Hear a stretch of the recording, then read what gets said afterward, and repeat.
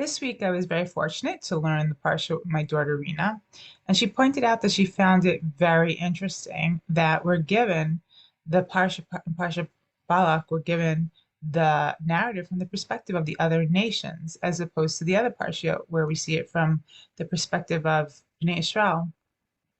And it's even more fascinating if you look at the differences between their perspective and our perspective as seen in Parshat Shelach a couple of parshas ago, where the spies went and to spy out the land, and they come back, and as we know, 10 of the 12 spies brought back an evil report, and they spoke bad about the land, and they said, we can't do it.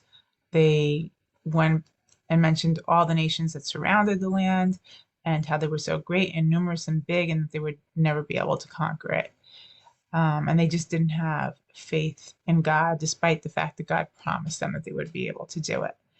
Now, the other nations, specifically, as we know, Balak, the king of Moab, saw the battle that Israel had with that Amorite, and now they were afraid. They saw that they were numerous, and they thought they would be decimated. And he goes to Midian, and he's trying to gather some sort of support. He said, you know, these people, they're going to, how do you say, look us up like the ox looks up the greenery of the field.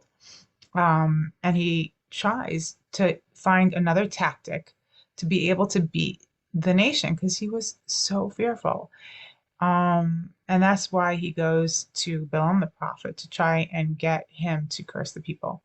Now, I want to point this out because, if you look at both sides, they were both afraid.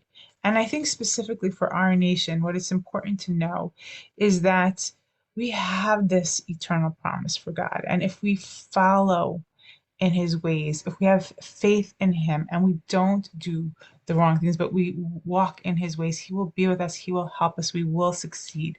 And that the nations of the world understand this. They know this, just like Bilam knew it. And that's why they come together and they conspire and they see, what to do about this Jewish problem.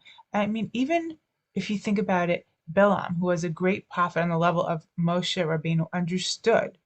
He understood that there was a God and that the God had blessed these people and that they couldn't be cursed, but yet he still tried to.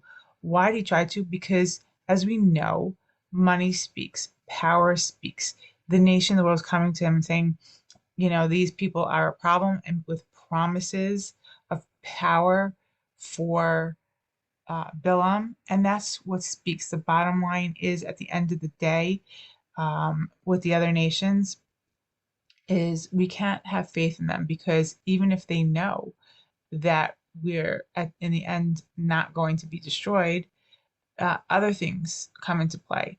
And if we want to be secure, if we want to be safe as a nation, as a small nation here who are still perceived, even though we're this big, we're perceived as such a threat by the whole entire world, as we see, if we walk in God's ways, if we listen to the Torah, if we're good, honest, decent, moral, ethical people, he will be with us. He will help us. But the nations know and they try sometimes because, and you know what, when we don't have faith in ourselves and we say, well, maybe if we're more alike and we try and do things that are immoral for in whatever ways that is, they're numerous. Use your own imagination. But if we think that by doing immoral things, the other nations are going to like us because we're, doing what they do, and so it'll be okay. That never works. Example right here is that we weren't able to be cursed, and then they started being licentious with the daughters of Moab. It was all downhill from there. So I think that if we keep that in mind, if we just live a good, moral, ethical Torah life in the way that God wants to and do the right thing, then we don't have to worry. We don't have to kiss up to the other nations and do things that we know are not good.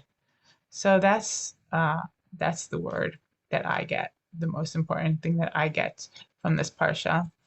And I'd like to know what you think in the comments. I don't think everybody agrees with me on this, so feel free to comment. I don't mind disagreements. And with that, have a Shabbat Shalom.